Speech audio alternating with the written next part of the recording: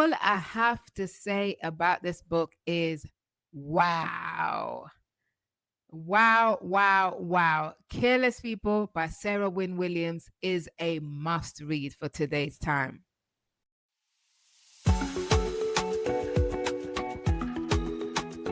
Hello and welcome to today's episode of Your Bookshelf, Your Future with me, Mildred Talabi. Now, before I get into this discussion of today's book, which is Careless People by Sarah Wynne Williams, I'd like to say I'm a little bit annoyed. I'm a bit annoyed because I actually recorded a whole video reviewing this, and halfway through, my mic died and you couldn't hear me for like halfway through the whole video. So this one's going to be a whole lot shorter because I'm not going to say all of that all over again. Okay. But what I'm going to say though is that this book is an absolute must read. In this book, Sarah talks about her time at a place, a story, it says here, a story of where I used to work. Careless People, Power, Greed, Madness, the story of where I used to work. And that place is, of course, Facebook. Now, this book is so explosive that when it came out, I believe it was sometime in 2025, Facebook did not want Sarah to come out with this book because after you've read it, you fully understand why, because it does not paint them in a good light at all, at all, at all. So this is an account of Sarah's time at Facebook, where she spent 7 years as I believe it was chief policy officer, basically in charge of policy, and had different roles within that, including helping Mark Zuckerberg liaise with government officials in many different countries. So this tells a story of somebody who was passionate about working for a particular company. So she saw Facebook at the beginning, thought, this place is amazing. This is where I'm going to make a difference, and spent a year trying to break in, finally gets through the door. And at first it was all good. And then by the end, it was not. Things were not what it seemed on the outside at all. In fact, as one of the chapters in the book talks about towards the end, she discovered that a fish rots from the head. So there's a lot of rotten behavior happening in the workplace in terms of how they treated data and how they engage with people in certain countries, and the carelessness around how they use the power that they have as a platform to actually influence people. Now, two shocking examples in there. The China account is shocking, in terms of the hidden stuff they're doing with China, lying about to government, American government officials.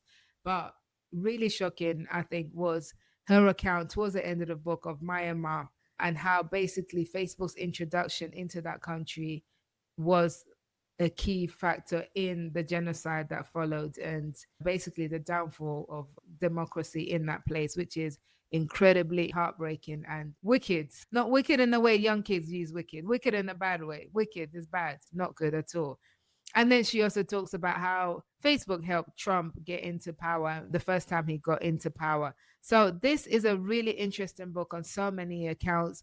There's lots of takeaways for me, but before I share my takeaways, one of the things as well that it also opened my eyes to is Sheryl Sandberg. Sheryl Sandberg, one of Mark's right-hand people at Facebook. I bought her book Cleaning when it came out, however many years ago it was, and I went to see her live when she doing a book promo tour somewhere in London. She was there wearing some fitted dress, and I think there were like maybe 4 or 5 inch heels and Devil Wears Prada red color. She was confidently strutting across the stage, speaking, poised, graceful, like the epitome of a businesswoman that you want to emulate. And I was like, wow, this woman is amazing, incredible. And the book actually, Leaning, was actually, I found it really good. There was one key thing there that really helped me. I wasn't a mother at the time, but in the book, she talked about making sure that at home is as equal as possible. So if your partner, if your husband puts the nappy on the baby upside down, let him. Don't rush in to correct and then end up taking over everything, mothering wise. And I remember taking that to heart and applying it when we had our children. My husband's excellent with our girls. But anyway, so I thought Sheryl was great. But having read Sarah's book and Sarah's account of Sheryl, I was so disappointed to learn that Sheryl Sandberg of the Leaning book and the real Sheryl Sandberg are not the same people. The real Sheryl Sandberg is not a nice character. according to what you read in this book, Careless People. And some of it is just like atrocious. All of this woman power, advocating for women, for mothers, for women in leadership, etc., is more an external thing than it is anything to do with any values she actually believes in or emulates, based on Sarah's time working with her, which is thoroughly disappointing. I think that's the thing I love about people like Sarah and whistleblowers who have the courage to speak out about the companies that we interact with sometimes on a daily basis, and we have no idea just how rotten things are behind the scenes. And that seems to be the case for Facebook. And I don't believe it's just Facebook, although Facebook owns, WhatsApp and Instagram and all these different platforms now. I believe this kind of stuff probably goes on in lots of other social media companies, tech companies too. And with all this AI stuff, I'm sure there's all kinds of badness going on there. One of the things that she concludes the book with, oh, and spoiler, by the way, she gets fired, and that's an incredibly wow account, which is just super crazy. I think the big takeaway there is you absolutely cannot give your life to your job, because no matter how great you think you are absolutely replaceable when it comes down to it.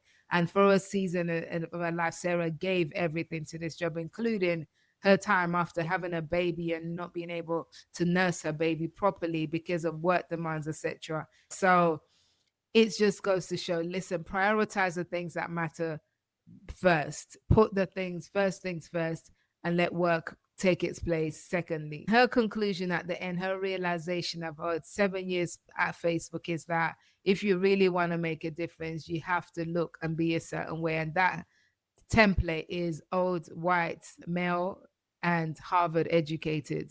There was a lot of nepotism going on, people who knew each other. So if you're not in the inside, it's really difficult to break in places like that, especially at the leadership level.